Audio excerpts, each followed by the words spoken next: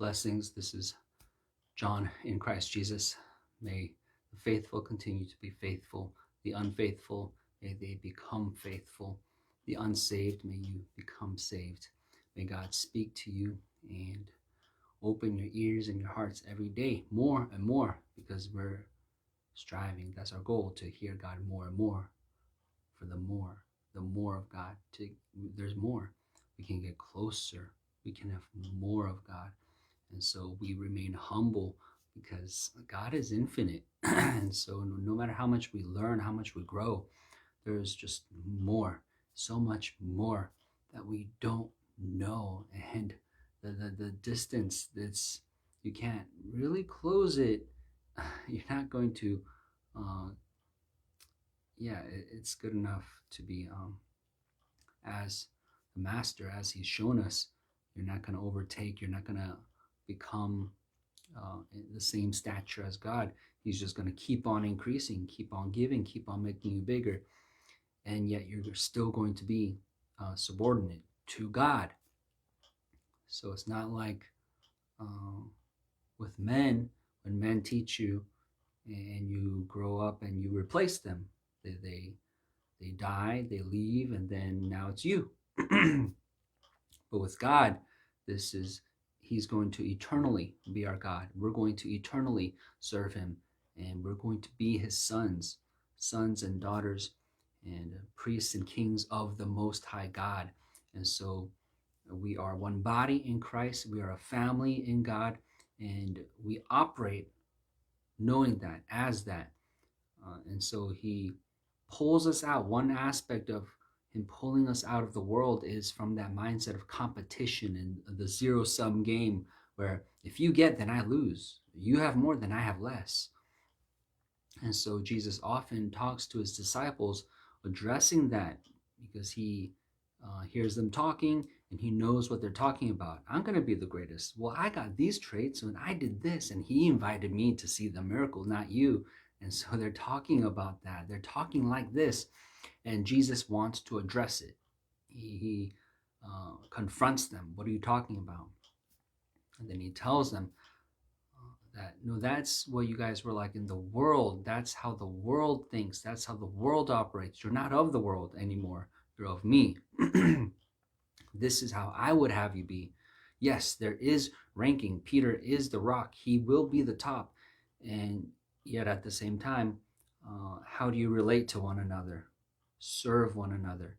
The last will be first. The greatest among you will be last, will be servant. Serve.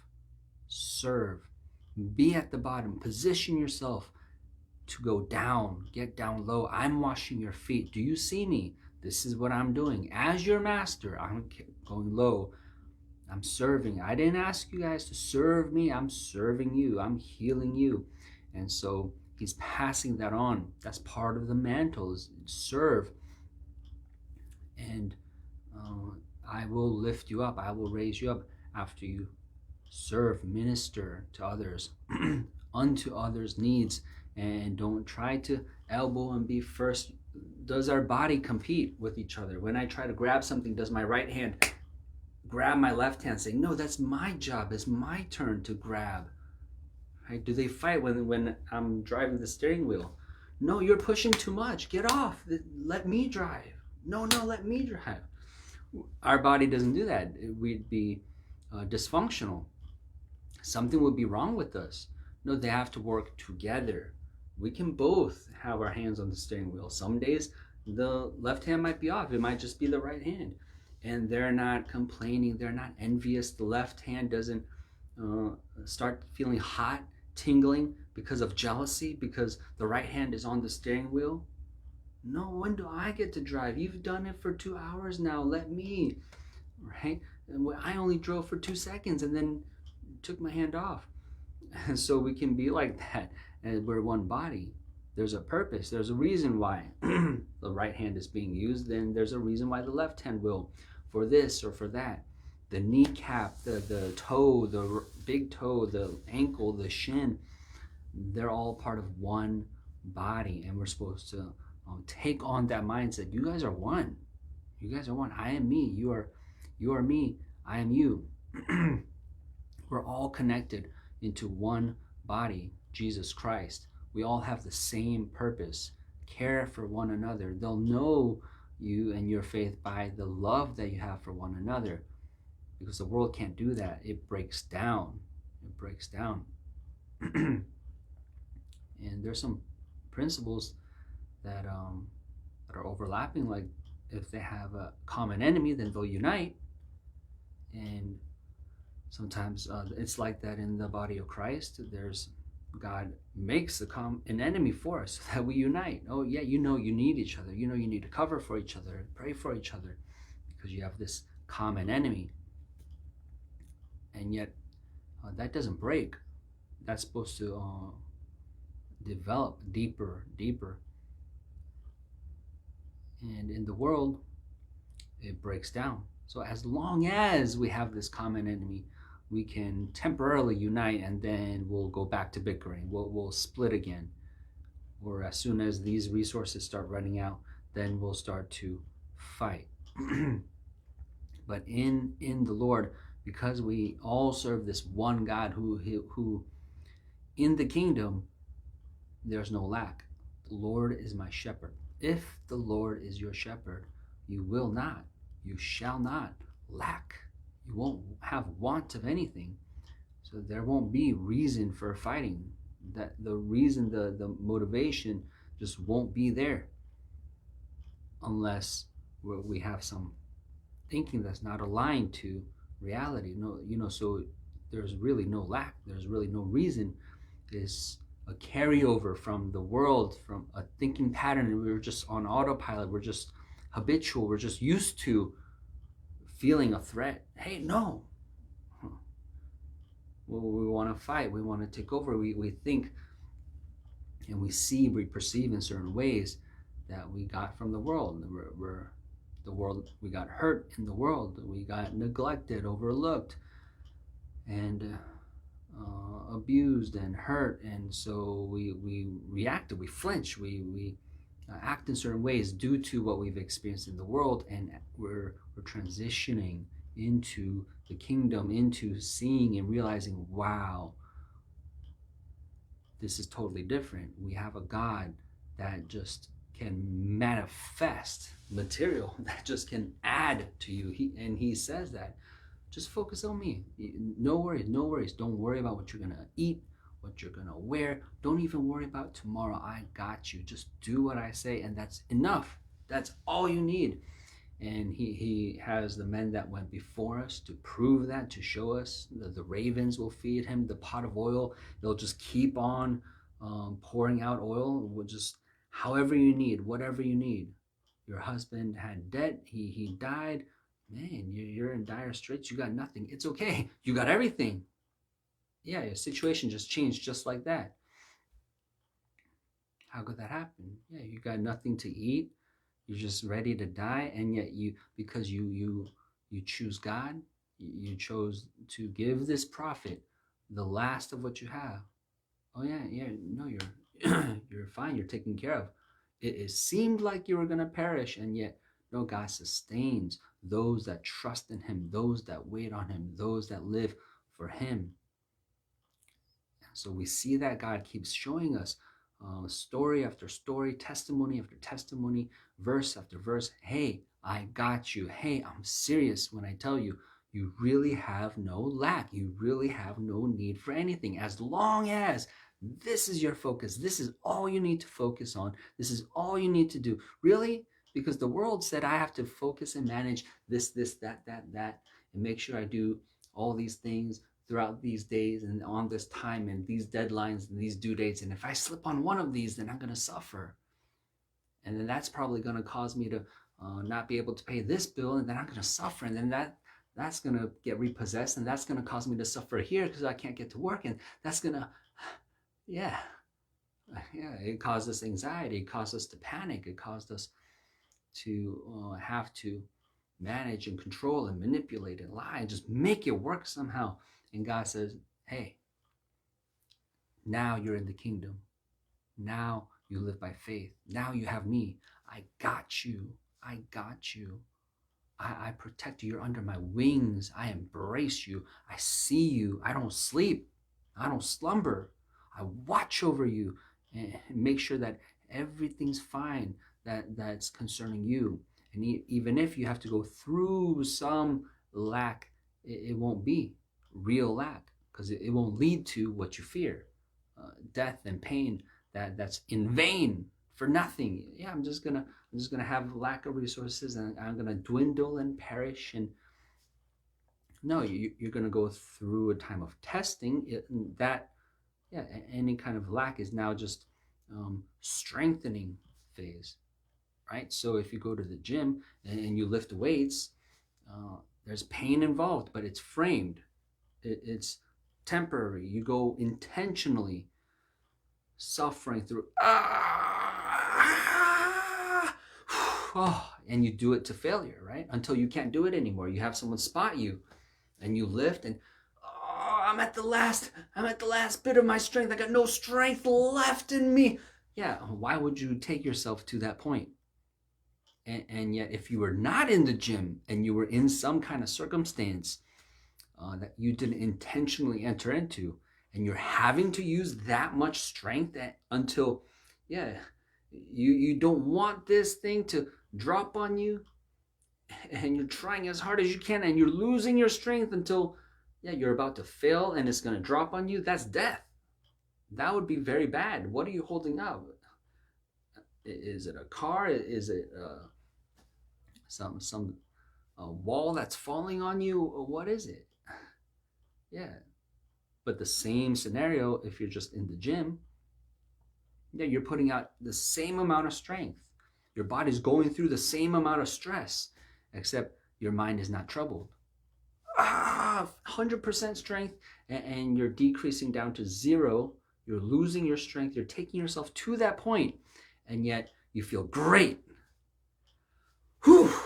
And you're gonna do it again. You're gonna take however rest you need, 30 seconds, a minute, 2 minutes, however much rest you need in between your sets. You just finished those reps. All right. You're gonna maybe look at your biceps or your triceps and just feel your chest. I feel it. Strength. You're getting strength by losing strength, by using strength, and you know it, you understand it, but only in the gym. Outside the gym, unexpected moment. I don't know, maybe some cars like parked on neutral on a hill. It's about to slide down. Maybe it's winter on ice. And you don't hit my car. And you're trying to hold it up, push it up with all your strength, and you're failing. Boom. Oh man. Maybe you got stuck. Maybe you sacrificed yourself. Your thighs got crushed. You lost your legs, and you used up all that strength. So that's the difference. In the world, real things are at stake. Your very life, and you lose your mind trying to protect it. God's got you. God's got you in the kingdom. Peter's walking on water. He falls.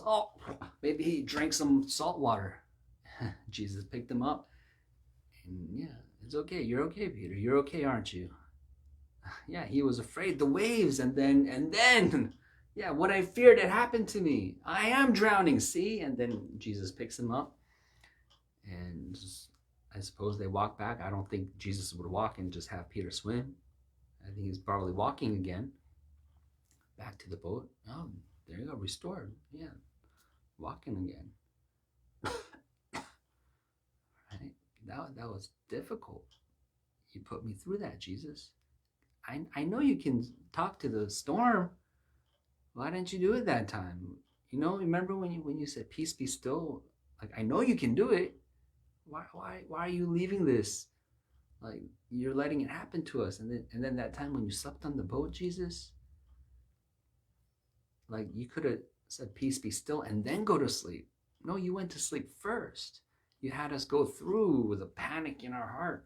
Yeah, I want you guys to go through some things and to show you some things, to learn. So it's a very contained, controlled environment for your growth, for this lesson to impact you deeper. Yeah, Peter. Yeah, why did you have to make me deny you, Jesus? 3 times. Like you already knew it was going to happen. Why did you have me go through it? I wept bitterly. That was painful. Do you know the depth of sorrow I entered into, Jesus? Yeah. No, you had to go through that, and that had to come up. Yeah, because you didn't think you had that in you to betray me. That had to come up so that you know, oh man, this is me. This is in me. I thought I knew me. I didn't think this was who I was. So yeah, that can all be processed. Okay, bring it to the surface. All right, so this was hidden. You didn't know. You couldn't acknowledge, but now you can. And yeah, he's going to restore us. Yeah. Do you love me? Do you love me? Do you love me? You're the rock. I'll set you up. Feed my sheep. Here's a mission. Here's your responsibility. Stand up now. Yeah, you fell, but you're back up. Yeah, remember when you fell down in the water and picked you back up? And you fell again and picked you back up. So anytime, yeah, you can be confident. You fell again, you make another mistake, what's going to happen? I'm going to lift you up. And so that's what John says. We have an advocate. And I think it's in Proverbs where it says, yeah, a righteous man falls 7 times and yet gets back up, because we have this great hope. We have an expected end. We already know where we're going. So that's the difference. When you're being trained, you have a coach, you have an event, we're gold. Then what's on the way to that gold? What happens in training? And maybe you're a figure skater and you're gonna fall. You're gonna try the triple axel jump and you fall. You did like a half turn and you fell. So you got a long ways to go. And then, I did the full spin, and then you fell. And then you broke your ankle and you need to go into rest, and you missed the season. You got to wait another, I don't know, it's like 4 years. Yeah. And then, okay, try again. Go for it this time. This time I'm going to make it. Yeah, they go through that journey. They have those stories. They want to put the montage together. They want to interview the athletes. So tell us about your journey. How was it? Wow, man, I'll tell you what. I went through this. My coach did this. And we had some down times and struggles, but they understand. They don't go through a sprained ankle and think, oh, it's over. My life is over. I'm going to die. No. That they understand it within the event. Okay, a little setback, but yeah, I'm focused. I'm going to get this. My mind is on this. And so that's a comparison too that we get. They do it for a corruptible crown. And yet look at how much energy and effort that they put into it, the determination, the time, the investment. They get back up. Yeah, how many times are they going to fall? They get back up because they understand, no, this is adding. I need this to, overcome and to learn. And so even, if it's a different event like football, the coach is going to make them do some hard things. Okay, run up and down the bleachers, run up and down the field. Yeah, I remember when I was experiencing that conditioning when I first joined a team after summer or a long break. I wasn't doing a lot of sports, and then the coach said, oh yeah, run these amount of laps, or just run, I'll tell you when. And we kept running and running, and I was like, when is it gonna stop? I thought it'd be done by now, because I'm done. And I feel embarrassed because I guess everyone else is fit and conditioned. They expect it to be on the team. I just kind of signed up thinking it'll be fun. Sure, well, I'll do it. And so I was kind of the outlier in the group. Everyone else is like, yeah, I was running over the summer, and I'm like, I don't run. I don't run. So in last place, we're not really racing. We're just jogging because the coach told us to, and I don't want to fall behind, or maybe I do because over time we were jogging around. This was the tennis courts. We were jogging around for so long that just everyone starts to spread out, and you're not in like one group anymore. But you got to keep on running. I can't stop. I can't be the only one stopping. That's no. So I kept running. I felt like I was gonna collapse every step. And then he said, "All right, you're done. Time's over. Practice time's over. Go home." And I collapsed. I was like, oh, I've never took myself like this far. And I felt dizzy. I felt like I was gonna throw up. I did not feel well. I felt sick. I was like, oh man, this far. You go that far. So they do that for a corruptible crown. And yeah, you go beyond your limit, and the coach makes you do that. You're not gonna die. Yeah, and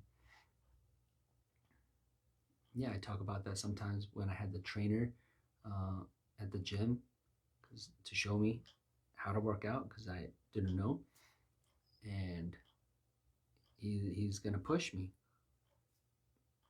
I feel like, so I was kind of grateful to have that experience because I knew that, oh man, if I was alone, then I'd stop right here. And he says, no, you can do more. And he had me do like twice as more. And so that surprised me. I didn't know, oh, I can? My mind says, we're done. But the coach says, the trainer says, oh, well, keep going. Or he sees I don't want to do anymore. He says, just one more. And then he'll egg me on that way. Okay, I did it. Just one more. You said one more before. You're lying to me. He said, just one more. Okay, so I see what you're doing. Okay, one more. And I do it. He's like, oh, that was easy. You can do one more. Oh, man. And so he's showing me, like, you can do more than you think you can. And yeah, that concept he introduced to me. So you got these goals, you got to do it to failure. You got to do it not when you want to finish, when your body absolutely has no more left in you. So that, the last rep that you do, you're not going to do it successfully. You're going to do it and then hold it there for a second as you put out all your strength, and it's just not moving. It's actually falling. He says, like, that's where you need to take yourself to get there. And so they bring us to that point. They induce that. They say, no, do it. Condition your body, learn. So God has us go through this Christian walk. Like, so how many aspects of life are there? So where else is that going to apply? Because God knows where you need the pressure, where you need the expansion, and he's got a curriculum for you. He says, so it's the season to develop this. And what's that going to look like? How we'd want it is just like seeing a +5, +100, like in your bank account. Just add it. Okay, give it to me. Give me the increase. Give me more patience. Give me more love. I'm ready. Just put it in my hand. I got it. I'm a loving person now. Now I'm more loving. This is great. I love the Christian walk. Hey, I just feel more love for you. Yeah. I'm more attentive to your needs. Wow. I have more of a care for you. Wow. You come to mind in prayer, and I want to check up on you, and I want to help you out, and I can actually listen more because I actually care more. Like, that just happened overnight. It's just because I prayed, make me more loving. Oh, got it. And now I'm more loving. And we want the walk to be like that. And what else? What else do I need, God? This is great. I'm loving it. This is, yeah. It's just like walk up to the counter and just order. What else do you want? Do you want the number two this time? The number three? I'll have joy. This time I'll order joy with the side of peace, please. Joy, and can I get a large size of the peace? Yes. Joy and peace. I'm ready. I'm ready. Give it to me. Just call my name. You know my name. John, your order is here. Yes. Joy and peace. It's great. I feel more joy now. Yeah. And I have more peace. This is good. This is good. But yeah, we know that's not how you get physical strength. And yet that's the comparison that we're getting. Olympic sports, running a race, shadow boxing, yeah, training, the crown that they train for. How long do they train for that? Yeah, I think the Olympic cycles are every 4 years, right? And yet it's not 4 years that they're training. They've been doing that since they were 10 years old. Yeah, their dad was training them to run the laps, throw the ball, good, throw it again, throw it stronger. Yeah, drilling them, and then they go to school, and yeah, their parents are signing them up for that, so that they could, yeah, shoot and take them to the court and practice, and then yeah, they take them to some school with some coach, and yeah, um, they've been preparing for a long time, even if they did not explicitly have Olympics, yeah, as a intentional goal. They had to have done all that so that when they meet the Olympic coach, yeah, he's got to see something already. You can't just come off the streets or come off your being a couch potato and then say, you know what, I was just watching on the TV. What if I was part of the dream team? Yeah, put your chips away. That'd be fun. You look up the yellow pages, you look up the internet. Hey, so you trained the last gold medalist, you can train me too. Yeah, no, you show up, he's gonna look at you like, you're not material. You're not. Why? You're a coach. You can coach anyone. Make me a gold medalist. Shape me up. Train me. It's like it's gonna take a long time. Your mind's not right, first of all. And yeah, the body, maybe over 1 or 2 summers we can get you in shape, but you're not even gonna want to. You're gonna quit. You're gonna quit. You say, no, you don't know me. Try me. All right, one lap. Run 1 lap, and you're gonna be like, yeah. You're just not gonna be conditioned. It's people that, yeah, for years they've been doing similar things, activities, and then they might have like an intensive training before the actual event. So yeah, why is our Christian walk compared to these kinds of things, these kinds of events and training and things that are so rigorous that even it's not just the motions. Yeah, you want to be on the basketball team, the Olympic team, and you think all you have to do is I'm practicing. So I'm really getting better at this. Yeah, and then just dribble, right? For when you want to move around the court, and then the next thing is shoot, right? Oh, I got it in. I'm ready. No, because again, the stamina, you're gonna run up and down the court and up and down the court, and coach, I need to sit down. Yeah, we've been playing for like 5 minutes. We got 60 minutes, like the full game, if that's how long a whole game is. And you can't 5 minutes, is that all you're good for? Yeah. So why not You might go back to the coach and say, so I didn't do so well in the game or in the scrimmage. I just ran out of breath. It's just hard to run that long. And then he might tell you something you don't want to hear. So what are you eating? What's your diet? Am I eating what does that matter? I eat what I want. He says, so you can't do that anymore. And yeah, you might feel a sense of dread, like, what?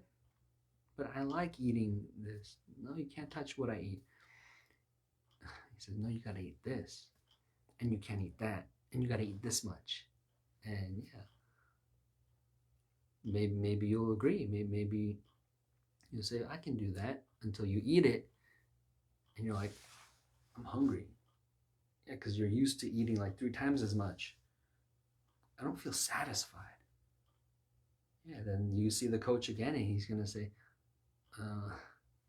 he's going to expect you to do some things and you can't. He's going to say, what's wrong? Were you keeping the diet? Say, well, I mean, I tried, but it's just so little. It's just so little. I can't eat that little. Yeah, you can't. You can't. It's hard. It's hard. It's not what you want to do. It's not what you want to do. And so, but they do that. They subject themselves to that. They tell themselves different things. No, this is my life. No, I like this. Yeah, so they change their mind. They change their feelings. They change their preferences. They don't complain. Yeah, how that's making it harder for themselves. Yeah, you eat that one piece of chicken breast. Man, when I wasn't training for this gold medal, I ate better than this. No, they're focused. No, this is for that. So let's do it. Yeah, that's their mindset. But our Christian walk is being compared to that. Yeah, it's not just dribbling and the shooting. Oh, so all the other aspects of your life too. So, okay, I changed my diet. So I'm good now, right? Yeah, and at the game, you're tired, you're exhausted. Well, what's wrong? Why are you still getting exhausted? We changed your diet and you're training this many hours a day. Oh, so what are you doing? What'd you do last night? Well, I went and partied and we drank and no, you can't do that. You can't do that. What time did you sleep? I got 2 hours of sleep because we were partying. Yeah, it was fun. You can't do that. Why not? I can't hang out with my friends either. Now I got to give that up too. Yeah. How much do you want the medal, the gold? Wasn't that your dream? You got to give that up. I got to give that up. For how long? Well, the training program is 4 years. 4 years. 4 years. Yeah. Hey, Bobby, Tammy, Timmy, I can't see you guys anymore. I'm too busy. I'm training. Yeah, for the gold medal. I'm going for the gold. Yeah. Can't see you. I can't party all night. Can't drink. What?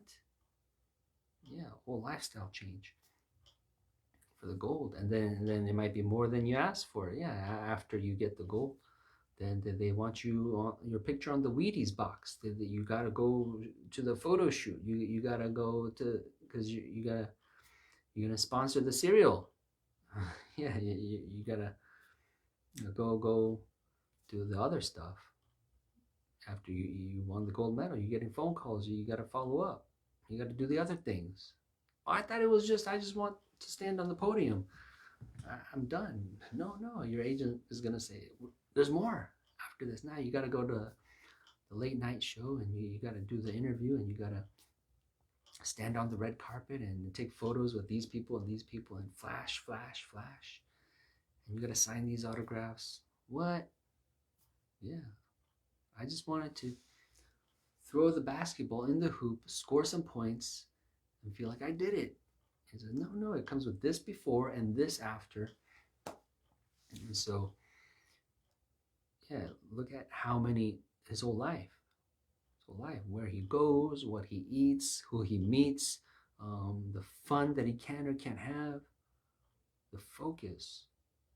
Like they do that. They do that for the gold, for the crown. A corruptible crown. They do all that. And we're being reminded, we're being told. So they do it for something that doesn't even last. They get it. And then you hear the stories of you got the gold. And then years later, they're selling it on eBay. Yeah. So, life happens. Circumstance, situations arose.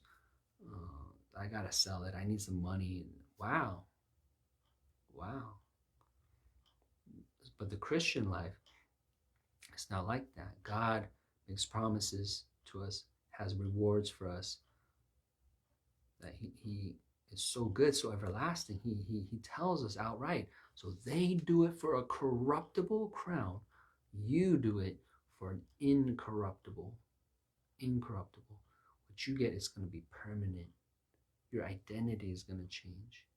The person you are, and then you're going to be that, and you're not going to lose it, and you're going to get a crown for it. You're going to get a crown of life. You're going to get crowns, and you're going to be honored. You'll have mansions and rewards in heaven, and I didn't even tell you the half of it. There's so much more that you're going to get. You see what they get. It's more than that. And theirs is temporary, and yours is everlasting. So that's the comparison. And so, yet we're surprised. And we ought not to be so surprised or have complaining or begrudging when, hey, look at what they do, all that they do for the corruptible one. And see how many areas of their lives are challenged. But it's easier for them because they do it willingly. They do it understanding. I'm going to get it. And they're determined. How much more for us as Christians when God promises us things and tells us. So we must, through much tribulation, enter in. And he tells us these things. Count the cost. Count the cost. He that looks back is not fit for the kingdom. You have to be fit. Are you ready? Yeah, make it fit in the field before you build the house. Count the cost. Yeah, before you go to war. They're going to be twice as many. Are you fearful? You're dismissed. Who's ready for the war, for the fight? Who's engaged? Who's committed to this point, to the death? So Ruth, she didn't tell Naomi. So Naomi, I didn't leave. Orpah left. So at least I didn't leave Naomi. But I'll give you like 3 years. You got 3 years. Now, I'm still with you, Naomi. But I give you a time limit. Because if I see something in you. But, just in case, you'd understand, right? You let Orpah go. You wanted us to go anyways. So, that's reasonable, right? Fair? If I stay with you, Naomi, because I want you to be encouraged. I don't want to leave, and I do perceive something on you. But if nothing happens, just in case, I just want to tell you up front, I'm committed to you, though, but for like 3 years. Or any amount of time, 7 years.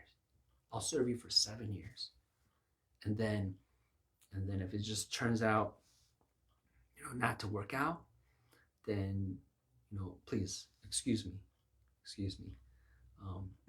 because you're the one that said it. I got a life to live. She did not say that. How did she commit? To what extent? To what depth? To what length? To what commitment did she commit to Naomi? She said, I will die. Death. Wait, so Ruth, is this your husband? Is Naomi your husband? No, she's my mother-in-law whose husband died, whose sons died, who let me marry her son who died.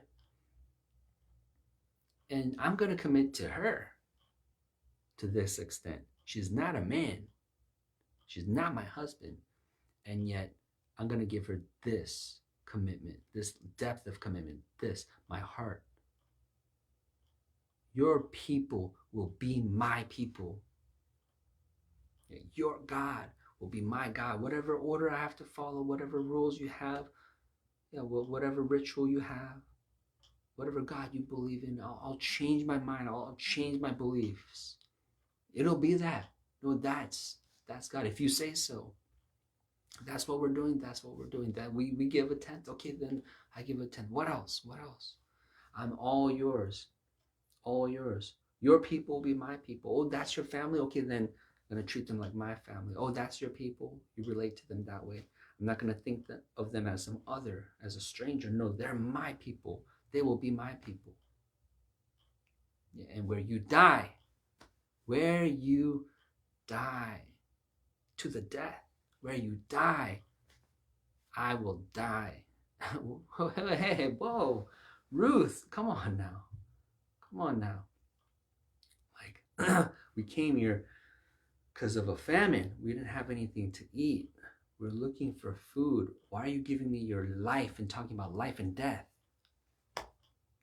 We can just find some food, just eat some food. We'll be okay. You don't have to give me your whole like die. I'll die where you die. What? You're going far. You're going far, and that's what it takes. That's what it takes. That's the commitment. That's the extent. That's how much is being asked of us. Or else we can't do it. We can't do it. Yeah, to the death. That has to be decided beforehand, or else it's just going to be too many plan B's and what ifs. And remember Lot's wife. She looked back. She looked back. Yeah, you put your hand to the plow, go forward. You can't look back. You're not fit. You're not fit. You have to be fit. Yeah, conditioning. Are you fit? Are you qualified? Are you strong enough? You're not going to have the strength. Because if you're not committed, if you did not die into this, I'm dead. Yeah, that's the baptism. There's a dead body when you come out of the river. That's you. That's the old you is under the water. It did not come up with you. You left it behind. It is drowned. It's dead. Buried. What came up is someone else. Someone else. You made a decision, a commitment to die. I'm dead. Dead. That no more. I'm not going to think of the old life. I'm not going to think of nostalgia. I'm not going to consider the possibility. It's a done deal. It's sealed. No way, no possibility. So, yeah, even the world has phrases that express that kind of commitment, right? Die trying. Die trying. And we hear that with Esther, right? If I perish, I'm going to do it. I understand the risk and I accept it. Yeah, God is asking, is it worth that? Can you do it despite that, at that cost? Abraham gives his son Ishmael sent away. Now it's just Isaac. And Abraham commits, trusts God. Well, God is good. Even if I have to lose my son in this way, God before anything else. God. So this would give me much sorrow. It might traumatize me. It might be very bad for me, my wife. I mean, I could lose everything. What could this mean? What could this be? And yet, God said it. He commits. He a beeline to it. That's what we're going to do. He could hesitate. He could renege. He could back off when his child asks, talks. Please don't talk. You're making it harder. Yeah, so I see the wood. And where's the sacrifice? Oh, no, don't say that in your little child voice. No, you're hurting my heart. No, he doesn't hesitate. God will. He doesn't. So good question, kid. No, God. God will. No, God's good. God's faithful. God's going to provide a sacrifice. We're doing this because of God. I'm doing this hard thing because God told me. And what about the future? What's going to happen? Well, God. Oh, God. I don't know, but God. So that's how God tells us to live. Yeah, because we're at a apparent disadvantage living this life. Esau has his things first. The world can work overtime. They can get extra cash. They can take extra courses, night classes, but we're standing in the courts of God, praising God. So we're not getting that money. We're not getting that extra class, that extra training. We're not. We don't have the perfect grammar and the suits and the hairstyles and all the fashion, and we're not. Yeah, it feels like we're being left behind. We can't catch up, and yet we're gonna end up ahead. We're gonna be the head and not the tail. Why? Because that's the way, and we know the way, and we're walking the way. It was only an apparent disadvantage, but you could suffer those feelings, the fear of they're ahead temporarily. And so, yeah, that's what Abraham said. Oh, God, you might be afraid, but remember, yeah, it's 2 farthings for a sparrow. And how much more does God love you? The sparrows, the birds, you don't see them flying around in the air with carrying like documents. Like, this is my insurance plan, and this is my signed agreement, this is my lease, this is my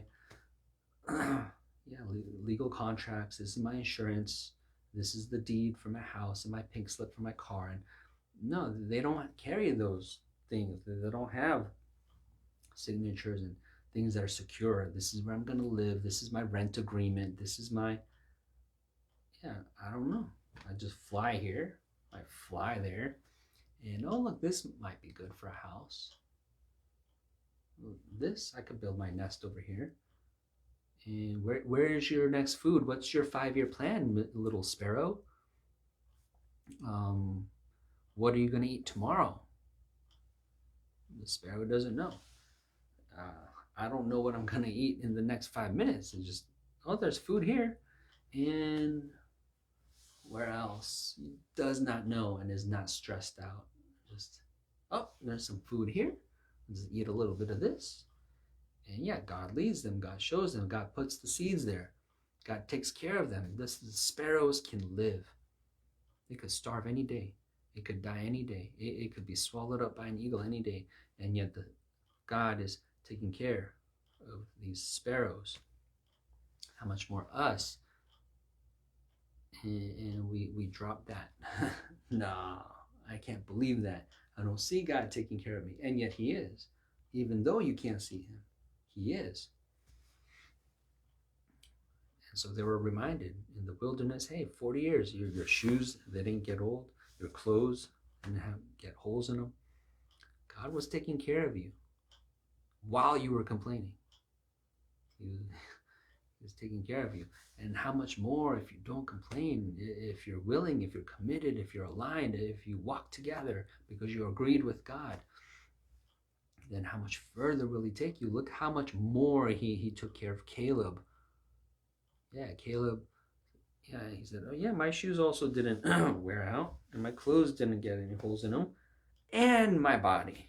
And I feel like a spring chicken. I just feel, you're old, Caleb. You're 40 plus years. You're older now. Where's your, you should use your sword as a cane. No, he said, no, I got it up. I'm ready for battle. Who's next? Who's next? He's old. And everyone in his generation died. He's still alive and ready for war. Yeah, he's ready. He can go.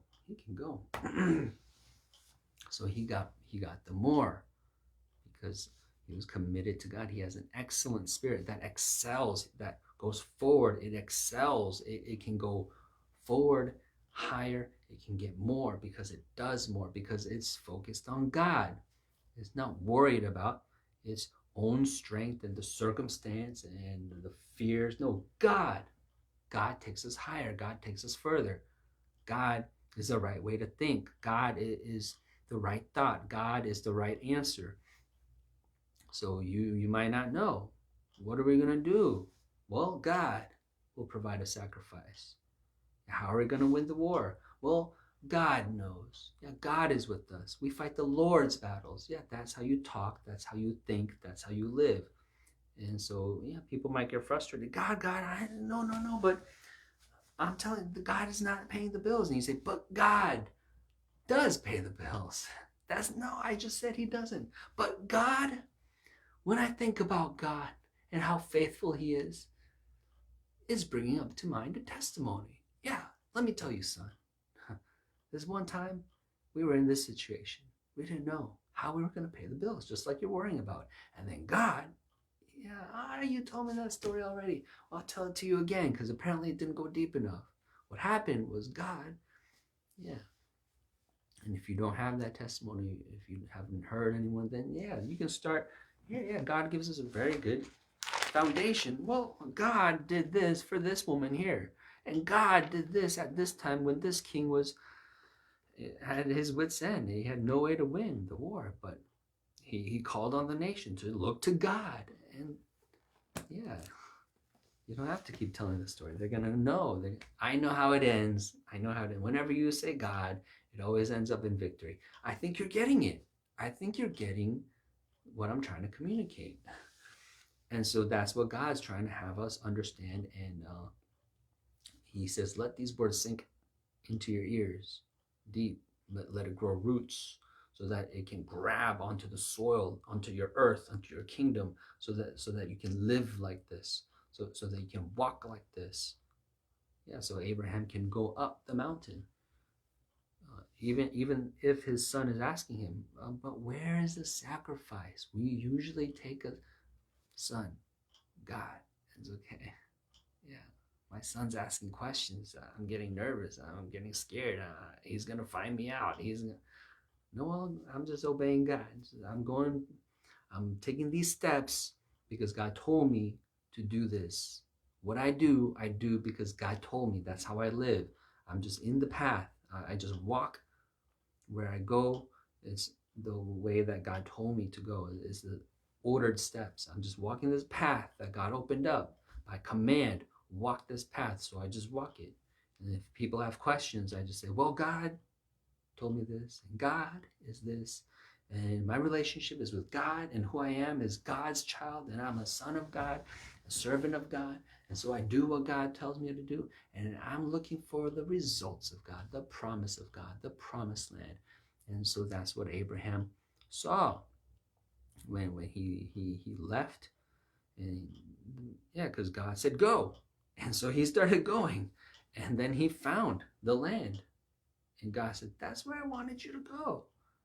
Why? Because when God said go, he did that. He said, well, I'm going to go. And then he found the land, the riches.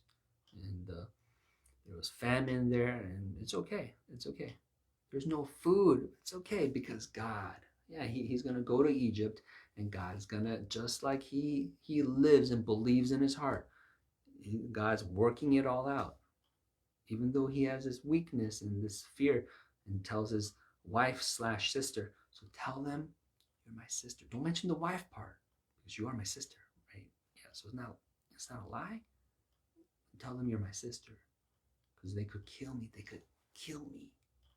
So do me a favor. Tell them you're my sister. But Abraham, they're taking me. Just keep telling them you're my sister. But they're taking me away. It doesn't change our agreement. Tell them you're still my sister, even in the palace. Okay. She's committed. So who are you? Well, I'm the guy's sister. Did I say that? Yes, you told us that 50 times. That's really all I have to say. I'm his sister. I just want you to know that. All right. Hey, you lied. You're not his sister. Go back to him. Phew. Yeah, what are the odds? Yeah, because you guys really wanted me.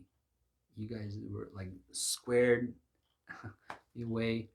You guys were zoned into me and just took me, yeah, targeted me.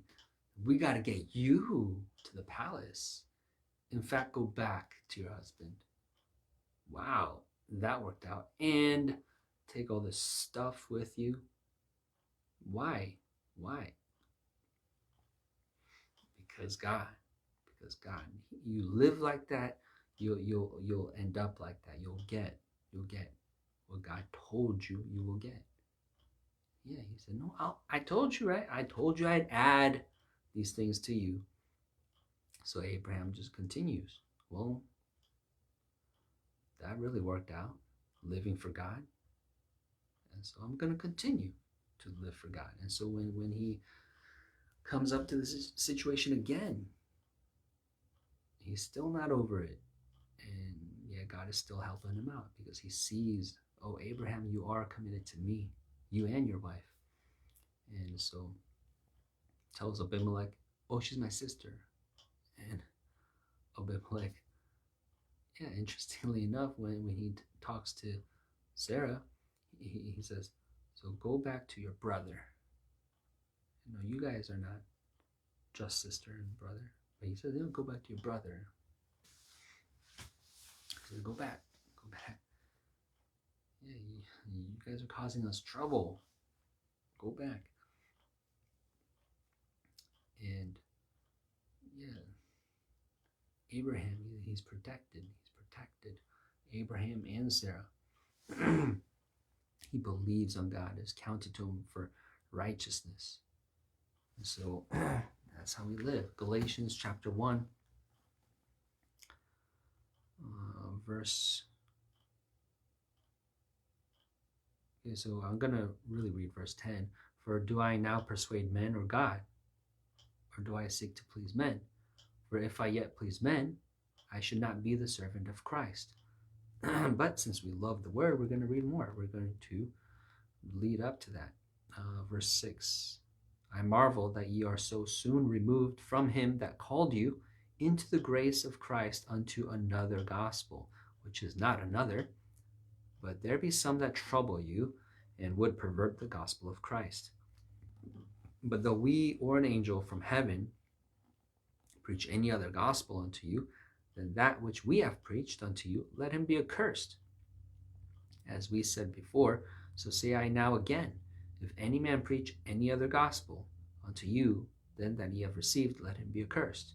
For do I now persuade men or God? Or do I seek to please men? For if I yet please men, I should not be the servant of Christ. But I certify you, brethren, that the gospel which was preached of me is not after man. For I neither received it of man, neither was I taught it, but by the revelation of Jesus Christ. So, interestingly enough, yeah, there's still a balance there. Do I seek to please men? No, I please God. So that's how we live. And yet, we do please men. But we're not to the point where we're going to be classified and called men pleasers. And how do we please men? In respect to God, under God. So as long as God is pleased with that measure of pleasing man, or that way of pleasing man, or that time of pleasing man, right? So it's all checked under God. It's all for pleasing God. So it's all under God. We live for God. We please him first and foremost. And we please men because God told us to. Know what pleases them, know what they like, and serve them. Yeah, even how we preach the gospel, we have a balance of that. So even God says, you should speak in a way so that it be plain language, so that they understand, make it plain. give the interpretation so that they can understand. And yet at the same time, sometimes Jesus said, so I speak in parables so that they wouldn't understand. Yeah, and he says, eat my flesh, drink my blood, so that they're offended. You know they're offended. Yeah, no, I do things with precision, with purpose. Isaiah, he said to speak. Yeah, God says, lest they be converted, lest they hear. Yeah, in a way, and for the purpose of hardening them. So, what is God doing? What does God want to do? How and when? And yeah, you could preach in a way that attracts their attention, that makes them want God. Or, yeah. And you might have to be mindful. Oh, no, don't say that. That would offend them. That would draw them away. No. Open their ears. Have them want to hear more. But it depends. Who are you speaking to? And what does God say? God might say, no, say it like this. But it might offend them. And he might say, nevertheless, no, do it anyway. And so that's how we please men. Right? In sometimes dependent on God and how he would have us to. Yeah, sometimes he's going to want you to say it like that. Oh, man, 90% just got offended. I didn't have to say it like that. I could have said it, yeah, maybe in your own idea, in your own mind. You did have something, a version of it, like, I could have said it this way, but you obeyed God. God said, no, say it just like this. And yeah, he knows what he's doing. And then the 10% that didn't go away, yeah, God says, no, so that's why you said it this way. I want these 10%. I want these people. This is who I want to save. These are the ones. And so God could do that intentionally. You know, he says, strive. He says, strive. He preached in a way that made them ask, are there few? Does anyone get saved? And yeah, well, why are they asking that? Because he's speaking in a way that makes people leave. Like, I don't know. I don't know if I think I can do it. The subtext might be, I don't know if I want it. I don't know if I want it bad enough. I don't know if I'm hungry. I have too many other things. The rich young ruler, he goes away sad. So, hey, rich young ruler, so you're asking me, what's the way? What must you do? Just do this. And his response isn't, okay, here I go, I'm doing it. His response is, ooh, what'd you just say? Sell all my stuff? And he starts being sad. My stuff. You talked about my stuff. You're endangering my stuff. I have a lot of stuff. My heart is in the stuff. So he's not hungry for God. He doesn't say, yes, yeah, whatever, yeah, take it. As long as I get God. Because I'm here for God. I want God. That's what I came here for, and that's what I'll get. I want God. I want more of God. I'm going to get God. No. Your stuff is at stake. Your stuff for God. He says, oh, well, why are you responding that way? I thought you wanted God. I thought you were devoted. I thought you were sincere. He said, I have a lot of stuff. Yeah, give it up. You know what we're talking about in exchange for God, who adds to you riches abundantly, who makes you have no lack, is bigger than all your stuff. And the rich young ruler, we see he doesn't have faith. He can't understand that, perceive that, see that, believe it. No, his stuff is his God. My stuff, no. You count that bigger than God? Yes. I mean, no, I wouldn't say yes. But his action speaks loudly. It says yes. My stuff. Where are you going?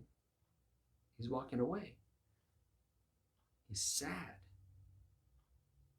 He's sad. He wanted to add God to his little collection. He didn't have the right perspective of God.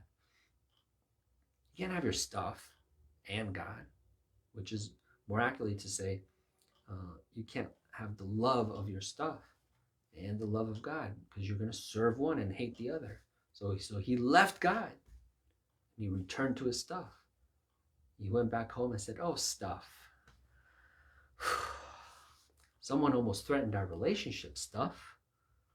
Well, you guys are safe with me and I'm safe with you. It's you and me, stuff. Yeah.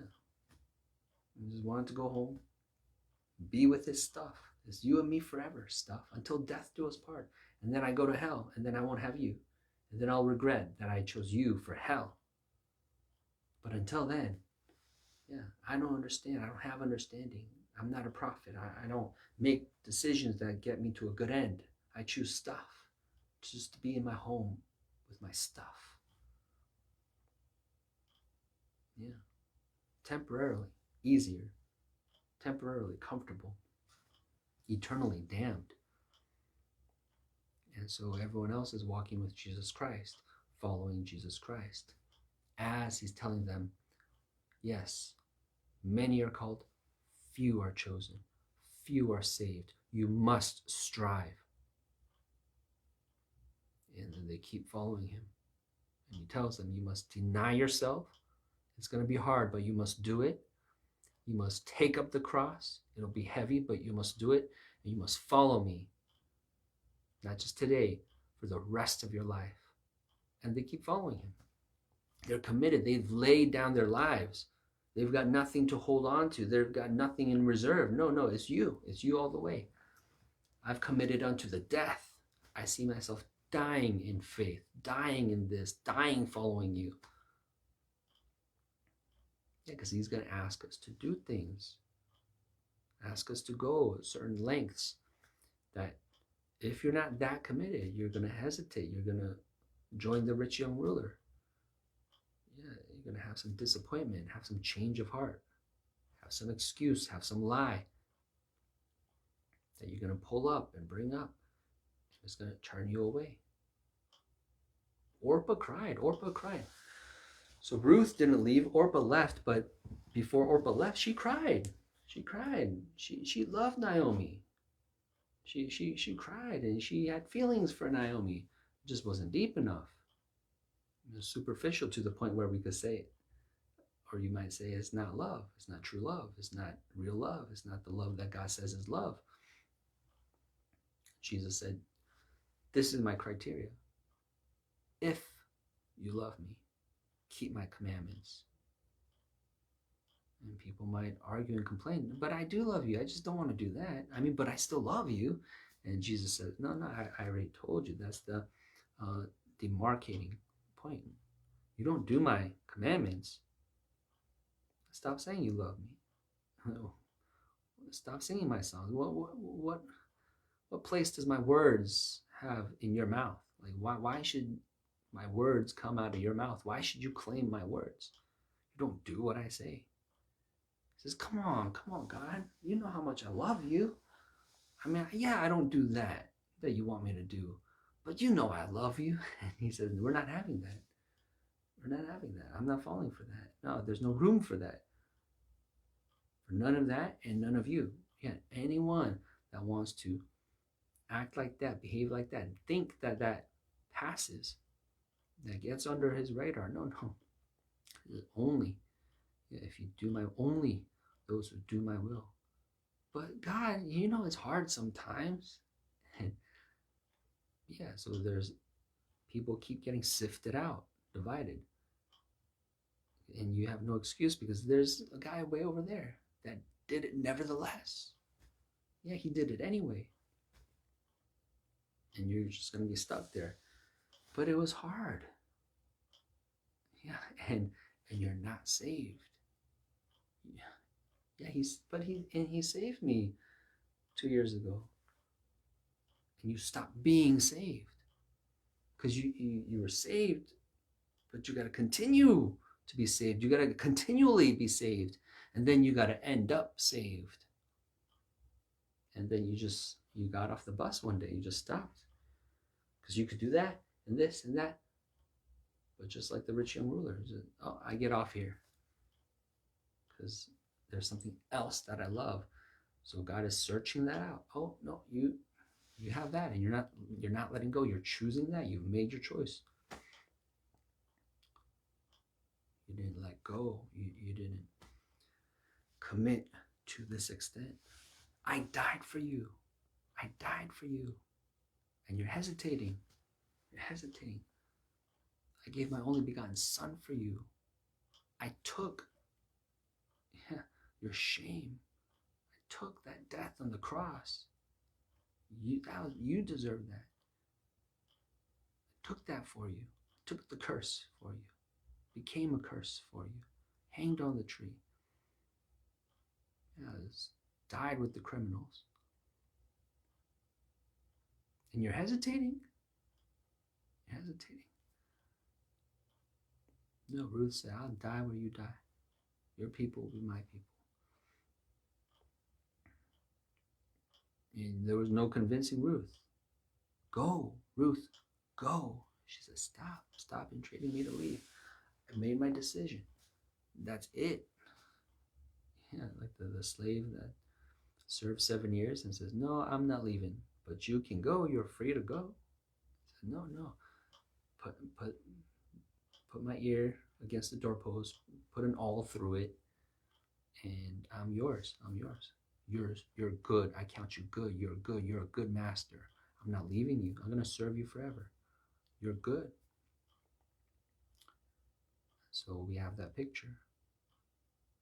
Choose God, serve God with your life, not with your lips, not with an act, not with pretense, nothing fake, no piece of paper, no facade, with your life, And he accepts that. He can hear that, the difference. Okay, so you're committed to that point. And then there's going to be the testing and the proving. Well, do this, and then you're going to do it because you're sincere, because you're hungry, and you're going to do it, and others won't. Others will stop. Others will give excuses. Others will say it's hard. There's a lion in the streets. Others they got something to say, some excuse. And so it's a journey, it's a race, and we got to finish. And so, some people feel like, and they say, oh, once saved, always saved. As long as you start, you're finished. No. You got to make it all the way. People are falling off. And then who stays? Who stays to the end? And what does it take to stay to the end, to not fall off? A certain kind of willingness, a certain mindset, a certain regimen, a certain, going all the way back to the Olympic athletes, right? How they train. Even among them, there's those that stop training. It's just too much. But it takes a certain kind of focus, right? Their mind is a certain way. They just don't let go. No, that'll be it. I'm not stopping until I get that. And even if I don't, I'm going to have put my all into it. And there's no ifs and buts about it, as they say. So that's the faith. That's the faith here. Yeah, and so this is a temptation, right? Do I please men? Do I please men? If I yet please men, I should not be the servant of Christ. So that's going to be hard. That's going to be hard because the men are right next to you. But where's your mind? Where's your mind? Is it nearer to God than the people are to you? It has to be. You have to keep them that close. Your mind has to be there. Because the people can laugh. They can scorn you. They can tease you. They can make fun of you. They can shake their head at you. They can disapprove of you. They can reject you. That can all shift your feelings. That can change your decision. That can motivate you a certain way. So So many people have fallen astray, gone astray because of that, the fear of man. So knowing that, we should be better prepared, more aware and wary. God is speaking to us along those lines, and yeah, that's something. As you strive to finish this race, these are some things to look out for. Yeah, and Peter was told about, hey, don't fear, don't look at the waves and the tossing of the wind and the waves, the storm. God, look at Jesus. Keep going. And everything else, all the things that are testing you, God put it there. So know that, like, oh, that's a test. Oh, he's testing me. And keep going. I gotta finish. I gotta focus. That could make me feel this way. That could make me feel that way. But am I gonna let it? Am I gonna let it? Don't let your heart be moved. Don't let your heart be troubled. Because your heart is in your body. Your heart is yours. You are in control of your heart and what you let it do. So you're responsible for your heart. Don't let it be moved. Don't let it be troubled. Don't let it. And then your mind plays a part. Oh, because you focused on that, because you thought of that. You know what that does to your heart. So it's God. God. Doing it because God said it. I'm going to God. I'm going to see God. God said, God promised, and God did, and God's mighty, and God's good. That's how we walk. That's our strength. God is our strength. And that's how we get replenished. That's how we continue to rise and walk and get back up. God, until you're there, until you enter in. You're in the ark and it's shut and you're sealed in. God. And he's going to hear that cry. God, I need you. God, help. God, I'm coming. God, strengthen me. God, I need your grace. God, you said, God. And you pray, you sing, you live, you obey. Everything you're doing is for God. So he's going to show up. He's going to manifest. Lot was vexed. Lot was vexed. And the angels came and got him. Lot had some weaknesses. The angel said, go. And Lot said, all right, let me take care of some things. And the angels grabbed him. Said, you don't understand. You don't know the timeline. Get out here. And he goes. And yeah, God lets him think the right thoughts. I'll just go to Zoar. It's a small city. Never mind. I will go to the mountains. I'll go. So he goes. He loses. He does receive a consequence because he didn't obey immediately. So that's the other side. We don't want to delay to obey. We don't want any lack in that level of obedience. Do it just like he said. What did he say? Do that. Don't make your own version of it. Don't delay. Don't be sluggish. Don't be slow. Do it with passion. Do it with zeal. With all your might. Serve God. Serve God. He goes before you, behind you. He's all around you. He is faithful. He is faithful and mighty. And we're neither of those, right? So we fail. We try to do it. It's not going to achieve the result. We need God, so we're faithful to God. So we're committed to God. We're focused on God. Because guarantees are only in Him. Success is only in Him.